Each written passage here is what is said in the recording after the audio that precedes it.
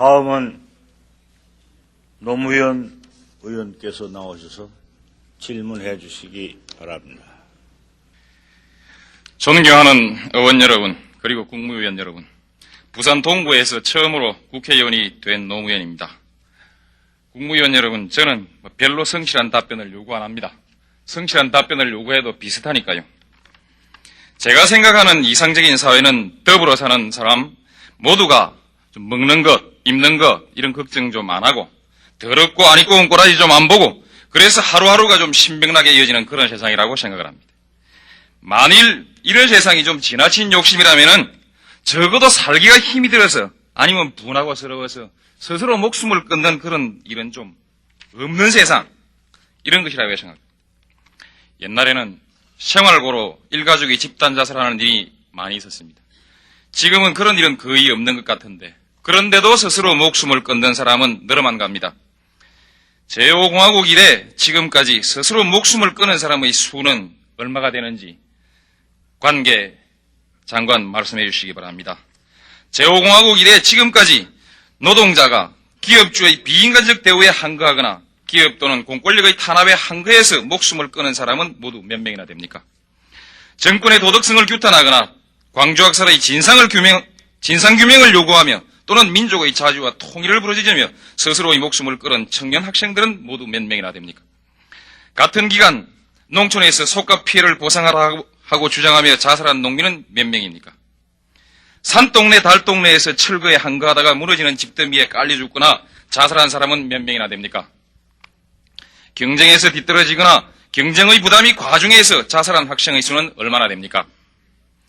이 같은 가슴 아픈 일이 계속되는 동안 정부는 같은 일이 재발되지 않도록 하기 위해서 그 어떤 노력을 해왔습니까? 만일 하였다면은 그 내용은 어떤 것이었는지 이건 좀 구체적으로 설명해 주시기 바랍니다. 청년 학생들이 죽어가는 것은 감옥에 가서 참여해야 될 사람들이 권력을 잡고 온갖 도둑질을 다 해먹으면서 바른 말하는 사람 데려다가 고문하고 죽이는 바람에 생긴 일이니까 그 사람들이 임명한 국무총리와 국무위원에게 무슨 대책이 있으리라고는 믿질 않습니다. 물으면 제가 그러지요. 문교부 장관, 교육에 여러 가지의 문제가 있는 줄 압니다. 그러나 그 중에서도 가장 근본적인 문제는 교육이 가진 자의 지배의 도구, 권력자의 정치의 도구로 전락함으로써 생긴 폐라고 생각합니다. 이 점에 관해서는 시간이 없어 줄이겠습니다.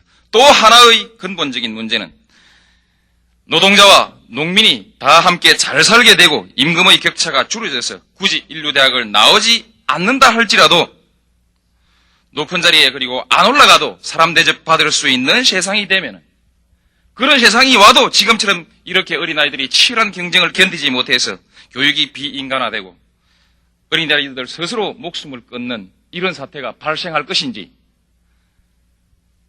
말씀해 주시기 바랍니다. 결국 저는 교육의 문제 또한 노동자, 농민 그리고 도시 빈민의 문제라고 생각을 합니다. 지난 7월 2일 여의도 성모병원에서 15세 된 소년 근로자가 수원 중독으로 사망하였습니다. 직업병에 대비한 여러 체계의 미비, 수원 중독임이 밝혀진 이후 회사의 비정한 처사와 노동행정관청의 태만을 따지는 것은 아닙니다. 같은 또래의 제 자식놈은 아직 공부조차 힘이 들어서 온갖 투정이나 부리고 응석이나 부리고 있는 철부지에 불과합니다. 그런데 죽은 이 소년의 경우는 어떻습니까? 그 나이에 멀리 서산에서 서울까지 부모 슬하를 떠나온 것만 해도 애처로운 일인데 그런 어린아이가 귀중한 생명이 좀먹어가는 그 위태로운 작업장에 방치되고 끝내 목숨까지 잃게 한 책임은 결국 무능한 그의 부모만이 져야 되는 것입니까? 그 며칠 전에는 14살 먹는 어린 소년이 하루 11시간의 장시간 노동에 견디다 못해 자기가 다니던 공장에 불을 지른 사건이 보도됐습니다. 의원 여러분, 가만히 앉아 계셔도 11시간 다리가 꼬이고 허리가 아프시오. 과연 그 철부지를 잡아다 방화제로 처벌을 하고 나면 그만입니까? 노동부 장관, 현재 전국적으로 미성년 취업자는 몇 명이나 됩니까? 노동시간이 세계 최장인 것은 이미 널리 알려진 사실이라 다시 안 묻습니다. 한국의 산재율은 세계 몇 번째입니까? 해마다 산재로 죽는 사람은 몇이나 되고 그중 병신이 되는 수는 몇이나 됩니까? 좀 알기 쉽게 1000명을 기준으로 하면은 한 해 몇 명이 병신이 되거나 죽는가? 한 노동자가 40년 일한다면은 산재로 죽거나 병신이 될 확률은 몇 퍼센트나, 몇 명 정도가 되고 그 중에서 죽게 될 확률은 몇 퍼센트나 되는지 1000명을 기준으로 해서 역시 한번 밝혀주시기 바랍니다. 이것만은 꼭 한번 정확한 수치를 밝혀주시기 바랍니다. 내무부 장관, 전국적으로 철거의 대상이 되는 이 점은 우리 양성우 의원께서 이미 물으셨기 때문에 노점상과 철거민의 문제는 더 말씀드리지 않겠습니다. 어쨌든 이 나라 노동자, 농민, 도시빈민의 비참한 삶을 더 늘어놓지는 않겠습니다. 다만 돈 있고 힘 있는 사람들이 입만 벌리면 외쳐대는 한민족, 한동포라는 말이 과연 진실이라면 이들도 우리와 함께 고통스러운 삶으로부터 해방되어야만 합니다. 만일 그들의 고통이 돈과 힘을 한 손에 모아진 소수 특권 계급의 착취와 억압에 기인된 것이라면 그들은 착취와 억압으로부터 해방되어야 합니다.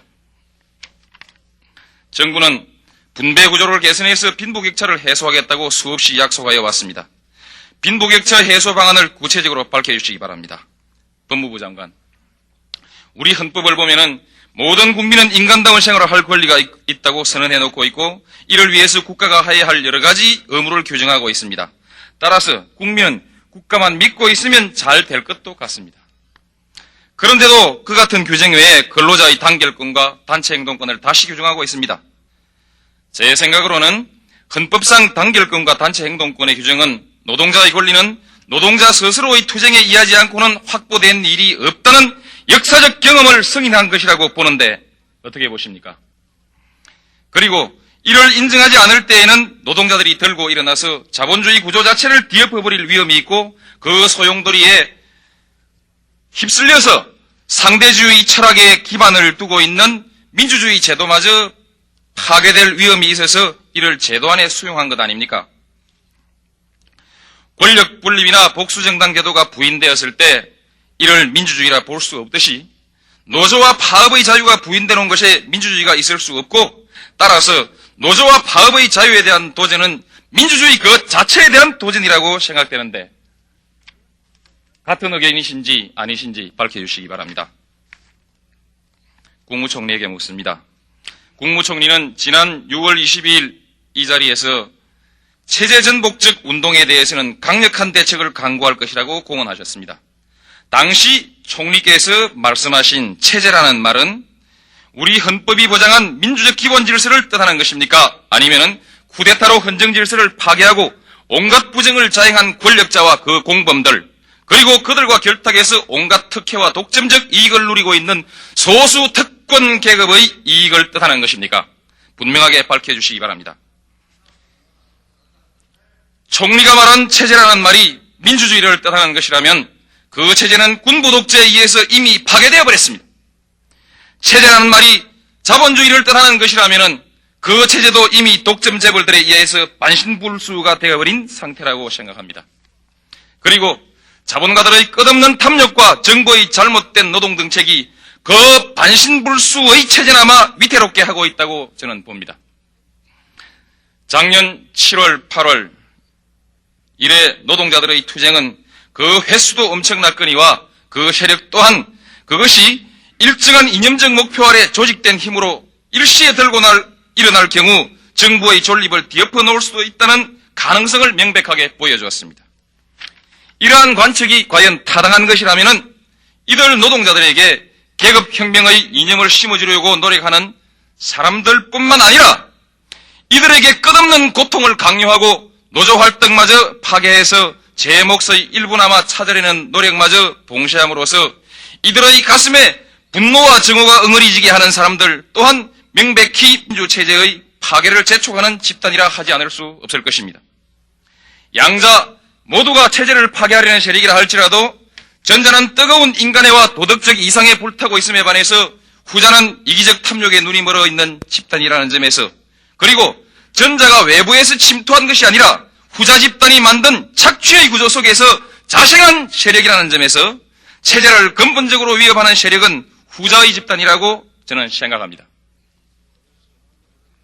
노동부 장관, 나는 노조제도를 파괴하려는 기도는 그 자체가 민주적 기본 질서에 도전하는 행위임을 전제로 다음 몇 가지를 물어봅니다. 87년부터 지금까지 기업주가 노조 설립 신고 서류를 탈취한 사건은 모두 몇 건이나 됩니까? 노동자들이 노조를 설립해서 설립 신고를 하라 했으나 신고증을 제때 내주지 않거나 반려시킨 횟수, 또 설립 신고서가 먼저 접수되어 있다는 이유로 소위 유령 노조 때문에 신고서가 반려된 경우는 몇 건이나 됩니까? 노조 활동을 이유로 부당 해고된 사람은 몇 명이나 되며 부당하게 부서를 변경당한 사람은 몇 명이나 됩니까? 다 모르면은 구제 신청 받은 건수 정도로 말씀해 주셔도 좋겠습니다. 기업주가 노동자를 납치한 사건은 몇이나 됩니까? 파업은 사업장 안에서만 하게 돼 있는데 파업을 했다 해서 통근차 운행을 중지하고 식당을 폐쇄하거나 단전 단수까지 하는 것은 과연 합법입니까? 이것이 합법이라면은 과연 인간적인 조치인지 물어보고 싶습니다. 폐쇄한 식당에서 농성 노동자들이 쌀을 꺼내서 밥을 해먹었다고 기업주가 노동자를 고소한 것은 또 몇 건이나 됩니까? 80년 이후 노동자의 귀책 사유라 해서 해고당한 노동자는 몇 명입니까? 이 같은 사업주의 탄압에 대해서 정부는 어떻게 대응하셨습니까? 법무부 장관. 87년 이후 노사분규와 관련해서 구속된 사람 중에 노동자는 몇 명이고 사업주는 몇 명입니까?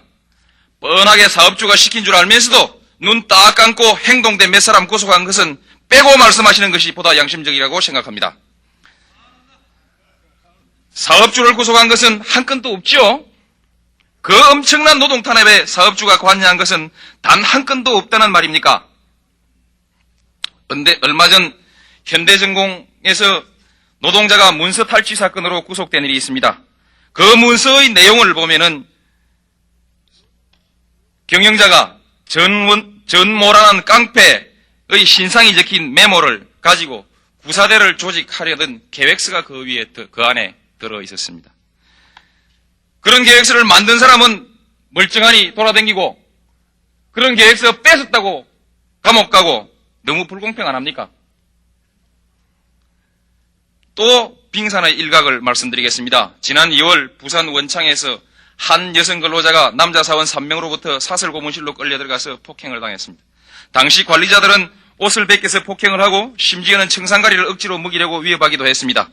그 근로자는 진단서까지 첨부해서 검찰에 고소를 제기했습니다. 그에 대해서 검찰이 어떻게 했는지 법무부 장관께서는 알고 계시는지 모르겠습니다. 네 말 말고 증거 있느냐? 다그치기만 하고 아직 아무런 결말도 안 내고 있습니다. 장관이 검사로 재직했던 경험에 의하면 진단서와 피해자의 진술이 있어도 목격자가 없으면 공소유지가 안 됐습니까? 저는 지금 그 청산가리가 묻은 옷을 보관하고 있습니다. 피해자는 이것 또한 어디서 만들어 온 것 아니냐고 물을까 봐서 증거로 제출할 의혹을 읽고 저한테 가지고 왔습니다. 다른 아무 증거도 없이 공갈을 당했다는 사장의 말 한마디만으로 구속된 노동자의 사건과 비교하면 너무 불공평하지 않습니까? 네, 내무부 장관. 소위 구사대와 노동자들이 부닥치는 곳에서마다 경찰이 구사대는 내버려두고 오히려 피해를 입은 노동자들만 경찰서로 끌고 가는 것은 무슨 이유입니까? 지난번 대한광학 구사대 사건에서는 구사대가 폭행하는 현장에 경찰이 직접 지휘를 하였다고 노동자들은 주장하고 있는데 물론 그런 일은 있었어도 안 되고 있을 수도 없는 그런 일이겠지요. 답변을 요구하지 않습니다. 조금 큰 사업장에 봉기가 생기면은 안기부, 보안대, 경찰이 함께 관여해서 관계기관 대책회의를 한다는데 안기부나 보안대가 노동 문제에 관여하는 법적 근거는 어디 있습니까? 물론 이것도 있을 수도 없고 있을 수도 안 될 일입니까? 이 사건은 현대와 대한광학, 통일, 동학건설 등에서 구체적인 증거가 발견됐습니다.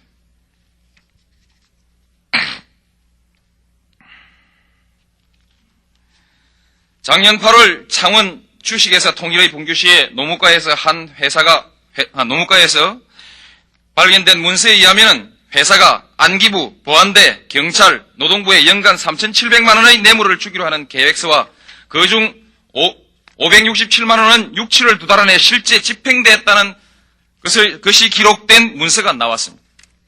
노동자들은 이 문서를 노동자 신문에 보도했고 보도지침으로 그 유명한 말지에서도 역시 보도가 되었습니다. 저도 그 복사된 문서를 보았습니다. 보니까 그럴듯합니다. 남의 돈 그저 먹기가 미안해서 노동자들을 철저히 조져주는 것인지, 아니면 관계기관에 뇌물을 주는 회사는 주식회사 통일뿐이 아니라서 철저히 회사 편을 들어주는 건지 묻고 싶습니다. 이것도 역시 있을 수도 없고 있어서도 안 되는 일뿐입니까? 사실 여부를 조사는 한번 해보았습니까? 사실이 아니었다면 유언비어 유포죄로 처벌이라도 했습니까? 무슨 단체에서 유인물 한 장만 만들어도 빠짐없이 수집을 해가는 것을 저는 보았습니다. 그 유명한 말지 전국적으로 배포되는 노동자 신문은 마침 못 보셨기 때문에 아직 수사에 착수하지 않으셨습니까? 노동부 장관, 노동운동을 탄압하는 데는 기업주나 공권력이나 모두 한통속입니다. 증거가 더 필요합니까? 기업과 공권력과 언론이 합세해서 노동자를 몰아붙인 사건 하나만 더 소개를 하겠습니다. 지난 2월 하순부터 시작된 울산 현대엔진의 노사분규가 바로 그것입니다. 처음 분규는 회사가 노조위원장을 해고한 데서부터 비롯됐습니다. 노동자들이 부당해고 철회를 요구하면서 농성을 하자 회사는 식당을 폐쇄했고 전기와 수도까지 끊어버렸습니다. 그에 맞서서 노동자들이 주먹밥을 해서 날라다 주자, 가족들이 주먹밥을 해서 날라다 주자 깡패와 청운경찰로 구사되는 이 밥마저 빼앗아서 불질러버렸습니다. 법원도 해사를 거들었습니다. 법원은 노동자 95% 이상의 지지를 받아 당선된 노조위원장의 직무를 정지시켰고, 그것도 회사가 후보 등록 효력 정지 신청을 한 단 하루 만에 노동자는 불러보지도 않고 재판을 끝내버렸습니다. 이와 같은 사건에서 노동자를 불러서 심신을 하지 않은 경우를 저는 그 사건에서 처음으로 보았습니다. 노동자들은 전투경찰이 사복으로 갈아입고 구사대에 가담하는 것을 보았다고 주장을 하지만은 노동자의 말은 증거가 안 되니까 그만두고 다른 증거를 대겠습니다. 노동자들이 농성을 하면서 무전기로 구사대 간의 교신 내용을 녹음해 놓은 것이 있습니다. 그 내용 일부를 소개해 보겠습니다. 감잡았다. 전경들이 진입하지 않은 전경들이 칼빈 총을 반납하기 위해서 식사 후에 중대에 갔다 와야 한단다. 우리 버스 한 대, 우리 버스가 없으면 중공업 버스 한 대라도 한 대를 보내라 오는 답입니다. 버스 한 대가 있습니다. 지금 전경들이 타고 있습니다. 1번 이기철 관장 나오세요. 여기는 S6 나오세요. 현재 전경들이 돌을 던져야 하는지 판단을 못하고 있으니 지시를 내려주시기 바랍니다. 어제와 같은 효과가 날 테니 백골단 현장 배치, 전경과 백골단은 행동을 같이 한다.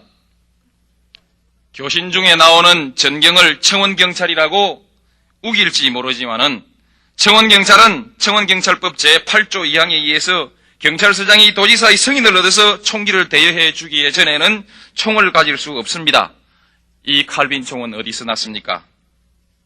전경은 왜 끼어들고 돌은 왜 던집니까? 3월 9일 역시 같은 농성장에 불이 났습니다. 언론은 노동자들이 불을 낸 것으로 보도를 했습니다. 과연 노동자들이 불을 지른 것인지 구사대가 지른 것인지 한번 들어봅시다. 신나라도 역시 교신 내용입니다.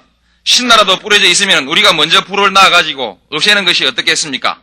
좋은 생각이다.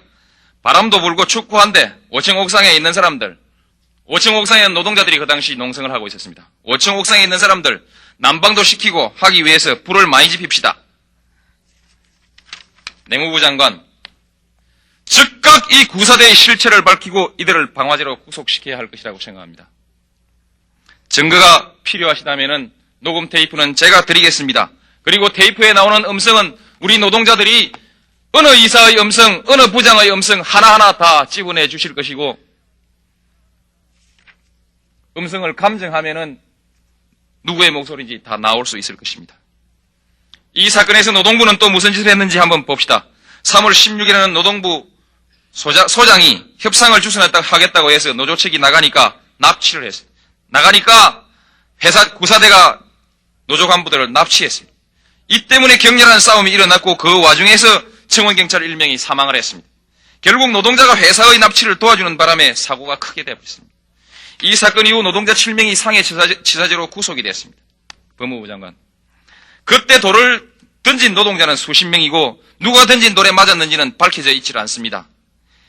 이한열, 이석규는 최루탄으로 죽여놓고도 여럿이서 했는데 누가 했는지 모르기 때문에 누가 누군지 모른다고 이렇게 발표를 했는데 이 사건에서는 그 많은 노동자 중에 어떻게 용케 돌덩이 사람을 골라냈는지, 누구 돌에 맞아 죽었는지, 어떻게 참 용케 골라냈는지 경의를 표합니다. 민정당 의원 여러분, 믿기지 않습니까? 안 믿어집니까? 지난번 선거날 울산 동구에서 일어난 일 하나 말씀을 드리겠습니다. 동구 방어진 투표구에서 민정당 분여당원 두 사람이 부정투표함 2개를 발견하고 항의를 했습니다. 부정투표함이든 아니든 의심되는 투표함을 발견하고 항의를 했고, 그에 이어서 민정당 후보마저 원천적 부정선거라고 하면서 선거 무효를 선언한 사실이 있습니다. 이걸 어떻게 생각하십니까? 울산에서는 민정당도 별 수 없는 모양입니다. 민정당원이 부정을 뻔히 보고도 백골단과 전경이 재벌 후보 편을 드니 꼼짝을 못했다는 소문입니다. 정부는 일만 열면은 노사화합을 외칩니다.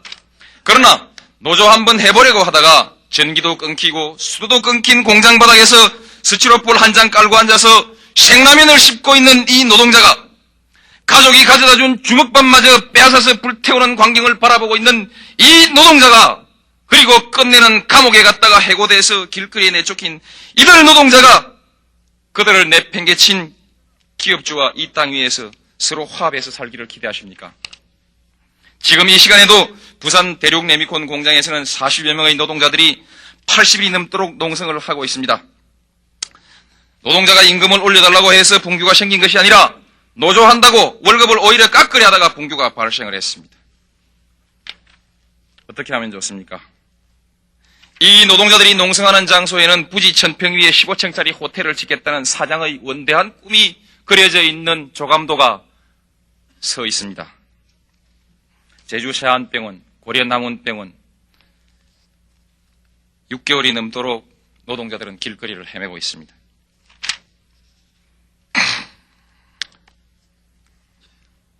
직장을 폐쇄한 사장이야 재산도 많고 경찰에 끌려갈 염려도 없으니 아무 걱정이 없겠지만은 노동자들은 먹을 것도 없고 걸핏하면 경찰에 끌려가야 하니 어쩌면 좋습니까? 도움을 받은 요청받은 국회의원은 이럴 때 뭐라고 대답을 해줘야 되겠습니까? 국무위원 여러분, 아직도 경제발전을 위해서는 파이의 크기를 더 크게 하기 위해서는 노동자의 희생이 계속돼야 됩니까? 앞에 말한 문성면 군 사건, 이미 지난 2월 달에 조사 결과 그 공장 바닥에 수원이 떨어져 있었던 사실을 행정부는 사실은 이미 밝혀져 있었습니다. 그리고 밸브에서 수원이 새고 있었다는 사실은 그 친구와 본인이 증언하고 있습니다. 이만하면 중대한 과실이 될 만도 합니다. 왜 구속하지 않습니까? 춘천에서는 사람이 죽질 않아도 구속을 했는데 서울 사람은 힘이 세니까 구속을 안 하시는 겁니까? 거꾸로 노동부 산재과라는 데서 장례대책위원회를 해체하면 보상해 주겠다고 망발을 부리고 있는데 장례대책위원회가 무슨 틀린 소리 합니까? 정말 슬픈 사건, 정말 치가 떨리는 사건, 바로 대림산업 일환 정유소에서 노동자들이 참사한 사건입니다. 이제 밝혀진 바에 의하면 일주일 전부터 이라크는 공격을 예고했고 같은 날도 역시 방송이 반복되었다고 합니다. 회사 측에서는 이를 무시하고 노동자들에게 외부의 출입을 금지하고 철조망을 치고 감시인을 고용해서 감시를 했다고 합니다. 사고 당시에도 공습 경보가 2번이나 울렸음에도 작업을 강행하도록 강요했다고 합니다. 평소에도 대피하면 수당의 지급을 거절했다고 합니다. 명백한 살인 행위입니다. 파이의 크기를 더 크게 하기 위해서 이래야만 되는 겁니까? 월남전 생각이 납니다. 월남전에 대해서 온 세계가 비난을 하고 민족의 자율성을 들어서 비난하는 견해가 있었을 때 정부는 슬그머니 여론을 이렇게 조성했습니다. 월남전에 참여해서 벌어온 돈으로 우리의 경제가 발전됐노라고 이렇게 사람들을 속이려 했습니다. 바로 이 발상이야말로 돈이면은 무슨 짓이든 다 할 수 있다는 것입니다. 내 나라 백성 몇만 명이든 죽일 수 있다는 끔찍한 발상입니다. 저는 이렇게 묻겠습니다. 그런 발상을 가진 사람들에게, 파이를 크게 해야 된다고 생각하는 사람들에게, 니네들 자식 데려다가 죽이란 말이야. 춥고 배고프고 힘없는 노동자들 말고 바로 당신들의 자식을 데려다가 현장에서 죽이면서 이 나라의 경제를 발전시킵시다. 노동부 장관에게 묻겠습니다. 해외 파견 노동자의 안전 근로조건에 대해서 정부가 사전에 점검을 할 수 있는 통제 장치는 있었는가요? 만일 없었다면 새로 만드실 의향을 밝혀주시기 바랍니다. 그리고 이 사건에 관련해서 적어도 대림의 책임자는 구속을 하고 정부의 외무관계 당국자, 건설부, 노동부 장관은 모두 사퇴해야 한다고 생각을 합니다. 국무위원 여러분, 아직도 노동자들에게 나누어줄 돈이 없기 때문에 부득이 노동운동을 탄압하는 것입니까? 정권시장에서 주식값이 상종가가 되면 하루 만에 30억의 재산이 늘어난다는 어느 재벌 총수가 있고 하루 이자만 7천만 원이 생긴다는 사람이 있다는 얘기를 들었습니다. 저는 어느 노동자들의 모임에서 60년 이래 제조업 실질임금 상승률과 노동 생산성 향상률을 대비하면은 제조업 노동자가 현재 기준으로 매월 50만 원씩 손해를 보고 있고 60년 이래 누적된 손해를 계산하면은 1인당 5,700만 원이 된다는 어느 대학 교수의 강연을 들은 적이 있습니다. 노동부 장관, 믿어지지 않아서 장관에게 다시 물어봅니다. 이 말이 사실입니까? 비슷한 계산이라도 나올 수 있습니까? 국무총리, 지금 우리 경제는 근본적 개혁 없이는 경제 민주화가 불가능한 상태에 있다고 보지 않습니까? 재벌을 해체할 의향은 없습니까? 어제 경제분야 질문에서도 나타났듯이 우리나라 경제 각 분야에서 재벌이 문제를 일으키고 있습니다. 그런 점에서도 재벌은 해체돼야 합니다. 재벌 총수와 그 일족이 독점하고 있는 주식을 정부가 매수해서 노동자에게 분배합시다. 이 말은 대기업을 해체한다는 뜻과는 다른 뜻입니다. 매수와 분배 모두 20년 거치 20년 분할 상환 정도이면은 노동자들도 충분히 감당할 수 있을 것입니다. 집 없는 서민들 그리고 중소상공인들, 농민들을 위해서 부채 탕감과 아울러 토지도 모두 같은 방법으로 분배를 합시다. 법무부 장관에게 한번 묻습니다. 방금 제가 한 제안이 우리 헌법 하에서 불가능한 제안입니까? 자본주의 제도 하에서는 불가능한 제안입니까? 만일 그렇다면은 저는 이렇게 물어보겠습니다. 제5공화국 부실기업 정리와 관련해서 탕감해주거나 15년 상환 등으로 유예해준 돈이 6조 원이라는데 국민의 부담으로 특정인에게 이 엄청난 이익을 주는 것은 자본주의 제도하에서 허용되고 특정인의 재산을 연불로 매수해서 국민들에게 연불로 분배하는 것은 허용되지 않는다는 근거는 어디서 나올 수 있는 것입니까? 85년 국제그룹을 해체할 당시 인수자를 선정한 사람은 누구입니까? 청와대에서 인수자를 일방적으로 결정하고 재산평가도 인수자 일방적으로 하게 해서 평가 과정에서 연합철강 한 기업에서만 부정실사로 270억의 부당이득을 주었다는데 이렇게 하는 것이 진정 자본주의입니까? 부실기업 정리할 때 은행이 인수자에게 탕감해주고 이자 유예해주고 종잣돈 주고 한 정도 혜택을 주면은 지나가는 거지라도 재벌 못 되라는 법 없을 것입니다. 부득이 정리를 할 양이면 하나의 제안을 합니다. 혜택을 좀 더 주고 힘이 좀 더 들더라도 그 기업 경영진과 관리자, 노동자에게 주식을 분배해줘야 합니다. 담보를 얘기하시렵니까? 담보 없는 대출이 5조 원이라는 것이 어제 보도됐습니다. 수천수만의 노동자가 담보의 능력이 없습니까? 노동자의 양심이 담보가 될 수 없습니까? 돌멩이도 참 담보가 되는데. 지금 제가 하는 주장은 공인이 한번 해보는 소리가 아닙니다. 우리 정부는 길을 쓰고 대한민국 임시정부의 법통을 이어받았다고 주장을 합니다. 그런데 해방 이후 지금까지의 경제정책을 보면은 임시정부 정책 이어받은 거 한 개도 없습니다. 제가 바로 재벌 해체와 토지 분배 등 경제개혁을 주장한 것은 임시정부의 정강정책으로 돌아가자는 뜻입니다. 그래서 민족 자립경제의 기반을 확고히 세우고 경제적 정의를 구현하자는 것입니다. 이 문제는 한국의 절대 빈곤층을 없애고 상대적 빈곤의 폭을 줄임으로써 앞으로 북한에 대한 개방에 대비하자는 뜻도 역시 있습니다. 다음은 권력형 부정의 수사와 재산 환수에 대해서 한마디 하겠습니다. 처음 저는 이 부정축제 재산을 환수해서 토지계획에 필요한 자금으로 쓰자고 할 생각이었는데 어제 농촌사정 얘기 들어보니까 그런 욕심은 차마 못 부리겠습니다. 농촌 좀 보태주시기 바랍니다. 문제는 돈을 어디 쓰거나 간에 그 규모를 밝혀서 반드시 그 규모를 밝혀서 환수를 해야 한다는 것입니다. 법무부 장관에게 한번 물어봅니다. 검찰은 아직은 증거가 없어서 수사를 할 필요가 없고 앞으로 국회가 고발을 해오면 수사를 하겠다고 발표했습니다. 어느 정도의 증거가 나타나면 수사 개시의 단서가 될 수 있습니까? 전 국민이 보는 신문과 잡지가 혐의 사실을 연일 보도해도 수사의 단서로서 부족합니까? 검찰이 국회를 물먹일 일이 있습니까? 검찰 말대로라면은 국회가 검찰의 수사의 단서나 제공하는 검찰의 하위 수사기관입니까? 국회가 수사기관에서 수사의 단서조차 안 되는 유언비어에 현혹돼서 조사특위까지 만들었으니 여야 국회의원들 모두 정신병자들입니까? 장관의 견해를 분명히 밝혀주시기 바랍니다. 우리 헌법상 대통령은 현행범이 아닌 한 재직 중 형사상의 소추를 받지 아니한다고 규정하고 있습니다. 이 말은 거꾸로 하면 전직 대통령이라도 수사와 소추의 대상이 되고 죄가 있으면 감옥에 가야 한다는 뜻입니다. 만일 장관이 차마 자기를 장관으로 임명해 준 사람을